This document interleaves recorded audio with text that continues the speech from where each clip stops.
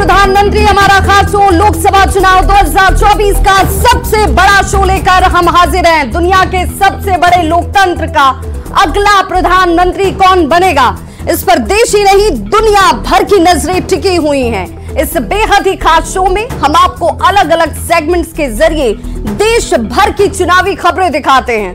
तमाम खबरों पर डालेंगे नजर, लेकिन सबसे पहले शुरुआत आज की सबसे बड़ी चुनावी खबर के साथ।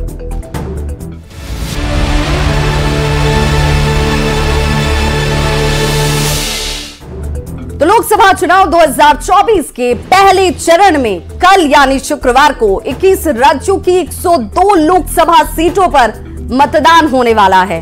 8 केंद्रीय मंत्री, 2 पूर्व मुख्यमंत्री और 1 पूर्व राज्यपाल सहित कुल 1625 उम्मीदवारों की किस्मत का फैसला जनता जनार्दन अपने वोट के जरिए करने वाली है। चुनाव की सभी तैयारियां पूरी कर ली गई हैं। सुरक्षा के तगड़े इंतजाम हैं।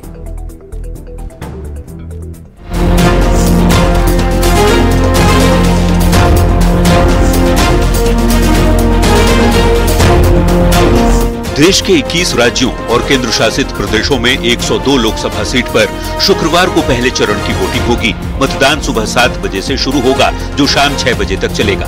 पहले चरण में तमिलनाडु की सभी 39, उत्तराखंड की सभी 5, राजस्थान की 12, उत्तर प्रदेश की 8, अरुणाचल प्रदेश की 2, बिहार की 4, छत्तीसगढ़ की 1, असम की 4, मध्य प्रदेश की 6, महाराष्ट्र की 5 सीटों के साथ ही केंद्र शासित प्रदेश जम्मू कश्मीर, अंडमान निकोबार, लक्षद्वीप और पुडुचेरी की 1-1 सीट पर वोटिंग होगी।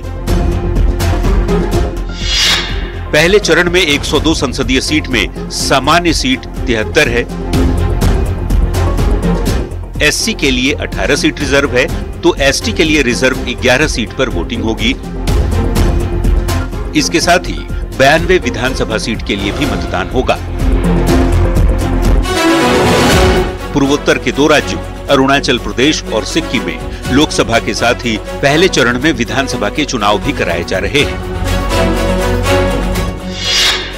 1625 प्रत्याशी पहले चरण के चुनावी रण में हैं। पहले चरण में 16 करोड़ 63 लाख से ज्यादा मतदाता वोट डालेंगे। पहली बार वोट देने वाले वोटर की संख्या 35,67,000 है। 1,87,000 पोलिंग बूथ पूरे देश भर में बनाए गए हैं। 18 लाख से ज्यादा कर्मचारी चुनाव ड्यूटी पर तैनात हैं। मतदान के साथ ही सुरक्षा कर्मियों को लाने ले जाने के लिए 41 हेलीकॉप्टर के साथ ही 84 विशेष ट्रेन और लगभग 1 लाख वाहन तैनात किए गए हैं।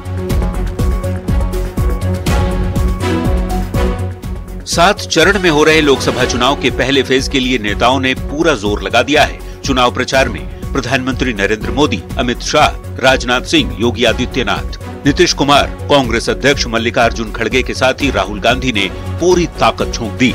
किन उम्मीदवारों को जनता जनार्दन का आशीर्वाद मिलता है, इसके लिए चुनाव के नतीजे के दिन यानी 4 जून का सभी को इंतजार करना होगा। Bureau report, news 18।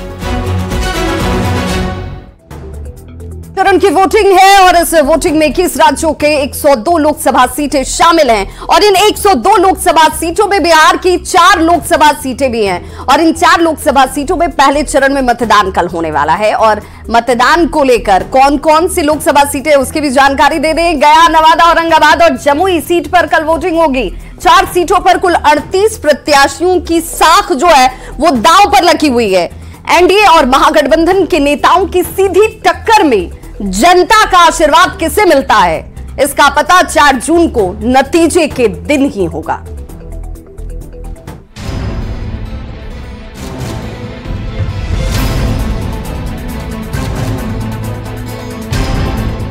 बिहार में लोकसभा चुनाव के पहले चरण में औरंगाबाद, गया, नवादा और जमुई में मतदान होना है।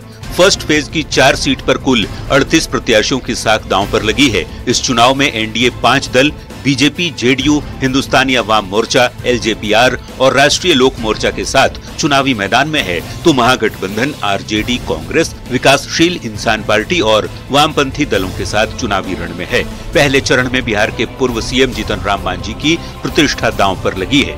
4 लोकसभा सीट पर 38 उम्मीदवार मैदान में हैं। 76,01,629 मतदाता वोट डालेंगे। कुल 7,903 मतदान केंद्र बनाए गए हैं। पहले चरण में 92,602 वोटर पहली बार मतदान करेंगे। पहले फेज में 2 सामान्य सीट और 2 शेड्यूल्ड कास्ट के लिए रिजर्व सीट है। गया और जमुई सीट शेड्यूल्ड कास्ट के लिए सुरक्षित है, जबकि नवादा और औरंगाबाद सीट सामान्य दर्जे वाली है। मतदाताओं की संख्या के लिहाज से गया सबसे छोटी जबकि नवादा सबसे बड़ी सीट है। पहले फेज की 4 सीट में नवादा सीट पर बीजेपी के विवेक ठाकुर का मुकाबला आरजेडी के श्रवण कुशवाहा के साथ है, तो गया सीट पर पूर्व सीएम और हम के संरक्षक जीतन राम मांझी की टक्कर आरजेडी के कुमार सर्वजीत के साथ है। जमुई सीट पर एलजेपीआर के अरुण भारती का मुकाबला आरजेडी की अर्चना रविदास से है, तो औरंगाबाद में बीजेपी के मौजूदा सांसद सुशील कुमार सिंह को आरजेडी के अभय कुशवाहा से चुनौती मिल रही है।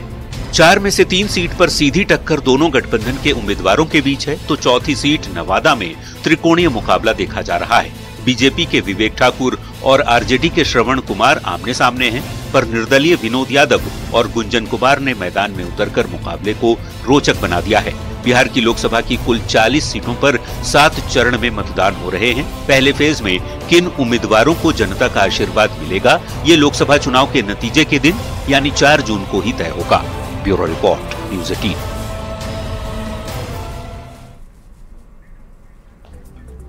तो 4 लोकसभा की सीटें हैं और इन 4 लोकसभा की सीटों में एक सीट जो है वो बहुत इंपॉर्टेंट सीट है गया की, जिसमें बिहार के पूर्व मुख्यमंत्री जो रह चुके हैं उनकी किस्मत दांव पर है। और देखना होगा कि कल जब जनता जनार्दन वोट करती है तो वो किसके साथ भरोसा जाहिर करती है। तेजस्वी यादव की सभा में भीड़ से चिराग पासवान के लिए अब शब्द बोले जाने का मामला राजनीतिक रूप लेता जा रहा है। जी हां, चिराग पासवान के साथ साथ एनडीए के जो तमाम नेताओं ने इस पर गलत तरीके से बयान रखने को लेकर आपत्तिजनक भी बताया और उन्होंने कहा कि ये बहुत दुखद भी है। तेजस्वी यादव का कहना है कि भीड़ से किसी ने ऐसा कहा होगा, इस तरह का बयान दिया होगा, मंच से किसी ने ऐसा कुछ नहीं कहा।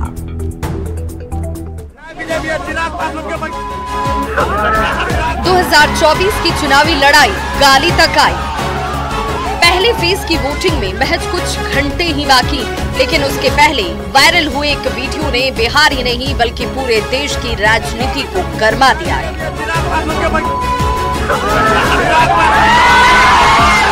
ये वीडियो एलजेपीआर के राष्ट्रीय अध्यक्ष चिराग पासवान को लेकर अब शब्द कहने का है।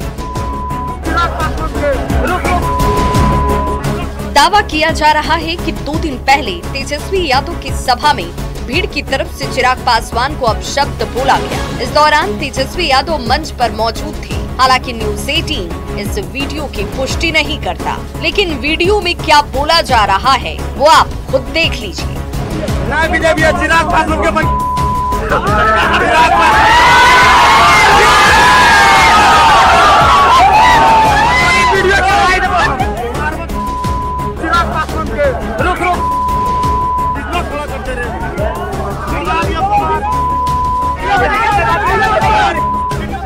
वीडियो से दुखी एलजेपीआर के अध्यक्ष चिराग पासवान ने कहा कि महिलाओं का अपमान जंगल राज की याद दिलाता है। चिराग ने कहा कि तेजस्वी के सामने ऐसी बातें बोली जा रही हैं और वे चुप हैं। अगर वे तेजस्वी की जगह मंच पर होते तो ऐसा नहीं होने देते। इस मामले में तेजस्वी यादव ने किसी तरह की जानकारी होने से इनकार किया। तेजस्वी ने कहा कि हो सकता है भीड़ में से किसी ने कहा हो, मंच से किसी ने कुछ नहीं कहा। मैं अगर तेजस्वी जी की जगह होता और कोई उनके परिवार को ऐसे गाली देता, मैं मुंह तोड़ जवाब। मंच पे थोड़ी कोई दे रहा है, पब्लिक में कोई दे रहा है, कोई भी बना के दे सकता है। ऐसे तो मेरे बारे में भी लोग देते होंगे, तो इस पे बात का बतंगड़ क्यों बनाना? अगर ऐसी बात मेरे सामने मेरे कान तक आई होती तो ये सब कोई टॉलरेट करता है जी। और चुनाव के दौरान कौन बेवकूफ होगा जो ऐसी बातें करेगा? तेजस्वी यादव की सभा में अब शब्द बोले जाने का मामला निर्वाचन आयोग तक पहुंच चुका है। एनडीए की महिला नेता निर्वाचन आयोग पहुंची और निर्वाचन आयोग से कार्रवाई की मांग की। वहीं डिप्टी सीएम सम्राट चौधरी का कहना है कि ये अशोभनीय है, पीड़ादायक है, इस पर चुन चुन कर कार्रवाई होगी। इतना मैं कंफर्म करता हूँ। यह अशोभनीय है, दुख है, पीड़ादायक है और जरूर कार्रवाई होगी, चुन कर कार्रवाई होगी, इतना कंफर्म करता हूँ। एक भी व्यक्ति जो गाली देने वाले लोग हैं उसको बचने नहीं छोड़ेंगे। राजनीति में मुद्दों पर मतभेद संभव है, लेकिन गाली देकर भड़ास निकाली जाए ये ठीक नहीं। Bureau report, news 18। और शो के सेगमेंट में अब देखते हैं बयान बवाली नेताओं के वैसे बयान जिन पर मच गया है सियासी घमासान।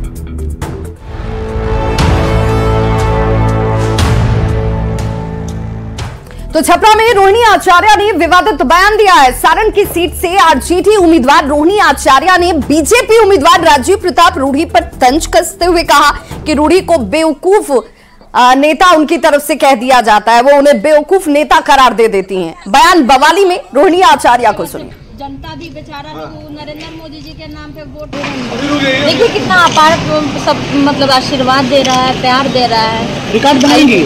बेवकूफी आदमी है जो बार बार भाग जाता है, बस खाली 5 साल में एक बार आता चेहरा चमकाने के लिए। हाँ, ये आशीर्वाद प्यार छोड़ करके कोई बेवकूफी आदमी होगा ना जो भागता होगा। तो रोहिणी आचार्य कह रही हैं कि बेवकूफ नेता है, बेवकूफी वाली बातें करते हैं, इस पर टीका टिप्पणी करूंगी नहीं। कांग्रेस नेता प्रियंका गांधी वाड्रा ने बीजेपी के 400 पार वाले नारे पर तंज कसते हुए कहा है कि इन्होंने जरूर कुछ गड़बड़ की होगी, तभी 400 सीट की बात ये कह रहे हैं। यदि ईवीएम में कोई गड़बड़ ना हो तो बीजेपी 180 से ज्यादा सीटें नहीं ले सकते। अच्छा, या तो इन्होंने कुछ गड़बड़ पहले से कर रखी है कि इनको मालूम है कि हमें 400 मिलने वाले हैं, है कि नहीं तो इस तरह ज्योतिषी की तरह कैसे कह सकते हैं कि क्या मिल रहा है। हम इतना कह सकते हैं कि अगर इस देश में आज के दिन ऐसा चुनाव हो जिसमें कोई गड़बड़ी नहीं हो, जिसमें ईवीएम में कोई गड़बड़ी नहीं है, तो मैं दावे के साथ कह सकती हूँ ये 180 से ज्यादा सीट नहीं ले सकते। तो प्रियंका गांधी वाड्रा को ऐसा लग रहा है कि ईवीएम में गड़बड़ी हो सकती है और इसीलिए इस तरह के दावे किए जा रहे हैं। यूपी के गाजियाबाद की बात करेंगे, जहां पर अखिलेश यादव के साथ प्रेस कॉन्फ्रेंस कर रहे राहुल गांधी से पत्रकार ने सवाल पूछा कि क्या आप अमेठी से चुनाव लड़ेंगे। इस सवाल पर राहुल गांधी ने तंज कसते हुए कहा कि ऐसे सवाल बीजेपी वाले करते हैं, पार्टी तय करेगी तो मैं जरूर फैसले को मानूंगा। लोग तो गुजरात छोड़कर पीएम बनने के लिए बनारस आते हैं, आप बाय नाइट चले गए, तो क्या अमेठी या रायबरेली ये बीजेपी वाला क्वेश्चन है। ये पत्रकार का पहले opening ball BJP question. Very good, शाबाश। देखिए, अमेठी की बात कांग्रेस का डिसीजन है, जो भी मुझे ऑर्डर मिलेगा मैं वो करूंगा। सीईसी मीटिंग हमारी पार्टी में सीईसी मीटिंग्स में ये डिसीजन लिए जाते हैं। बट पहला बीजेपी का question, good question, thank you. प्रधानमंत्री के सेगमेंट में अब देखते हैं ऐसी तस्वीरें जो सियासत के लिहाज से सोशल मीडिया पर तेजी से है वायरल।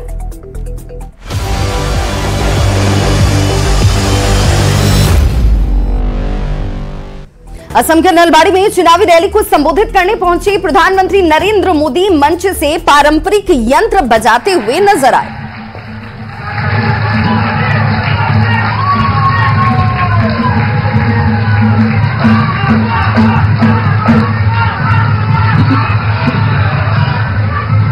धन्यवाद महोदय।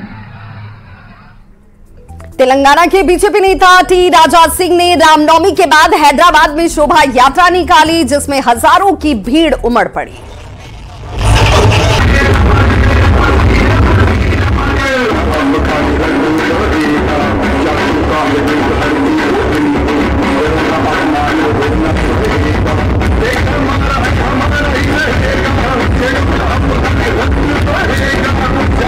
वहीं नागपुर में आरएसएस प्रमुख मोहन भागवत के साथ बीजेपी उम्मीदवार नितिन गडकरी ने शोभा यात्रा निकालने से पहले पूजा अर्चना की। ये तस्वीर सोशल मीडिया पर तेजी से है वायरल।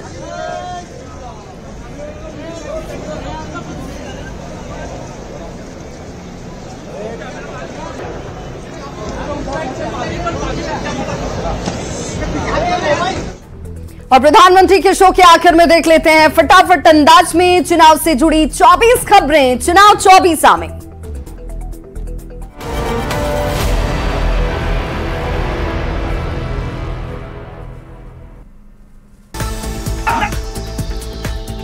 किसके नाम होगा चुनाव का पहला चरण? कल कड़ी सुरक्षा व्यवस्था के बीच 102 लोकसभा सीटों पर होगी वोटिंग। गाली विवाद पर पहली बार खुलकर बोले चिराग पासवान। न्यूज 18 से बातचीत में कहा, मैं तेजस्वी की जगह होता तो चुप नहीं बैठता। चिराग पासवान के लिए अब शब्द वाले वीडियो से तेजस्वी यादव ने खुद को बताया अनजान। कहा, मुझे इसकी जानकारी नहीं, लेकिन ऐसी किसी बात को बर्दाश्त नहीं करेगा आरजेडी। आप कौन है? कोई इसकी जानकारी नहीं है, कोई जानकारी नहीं है। आप लोग सब लोग जानते हैं, अगर ऐसी कोई बात होती है तो नहीं की जाती है। पहले छपरा में रोहिणी आचार्य के बिगड़े बोल, राजू प्रताप रूढ़ी को बताया बेवकूफ नेता। कितना अपार सब मतलब आशीर्वाद दे रहा है, प्यार दे रहा है। रिकॉर्ड बनाएंगे। बेवकूफी आदमी है जो बार बार भाग जाता है, बस खाली 5 साल में एक बार आता चेहरा चमकाने के लिए।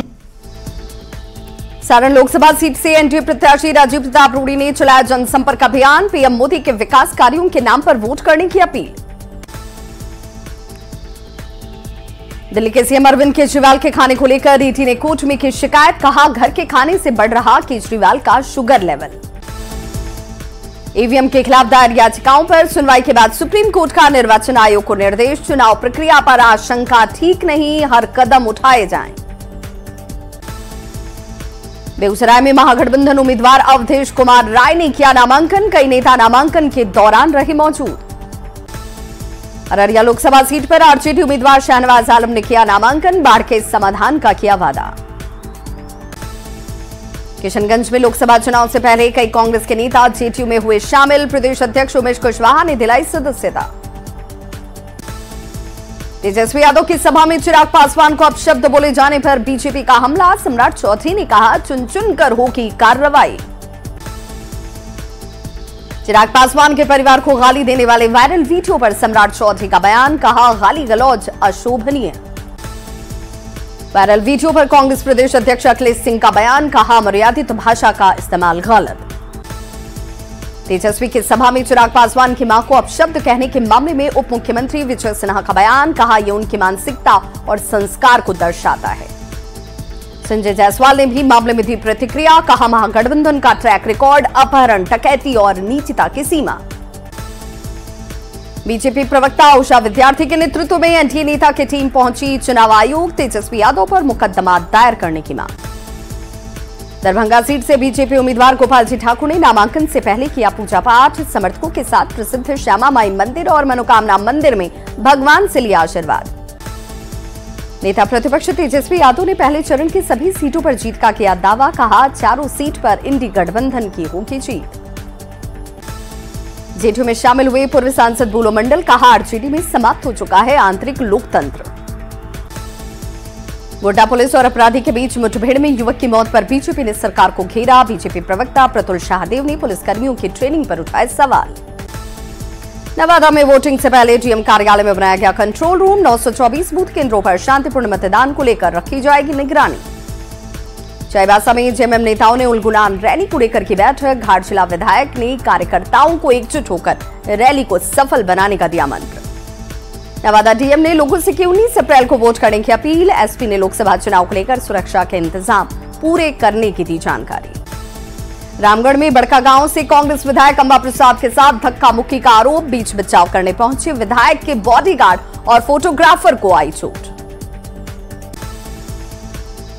और प्रधानमंत्री की इस खास पेशकश में बस इतना ही। आखिर में चलते चलते आपको कुछ रोचक जानकारियां बताते हैं। क्या आप जानते हैं, देश की 67% आबादी 2024 में मतदान करने वाली है। जी हां, 1 जुलाई 2024 तक भारत की जनसंख्या 1.44 अरब हो जाएगी। कुल जनसंख्या की बात करें तो कुल जनसंख्या में वोटर की हिस्सेदारी इस बार सबसे ज्यादा है, जो युवा वोटर होंगे।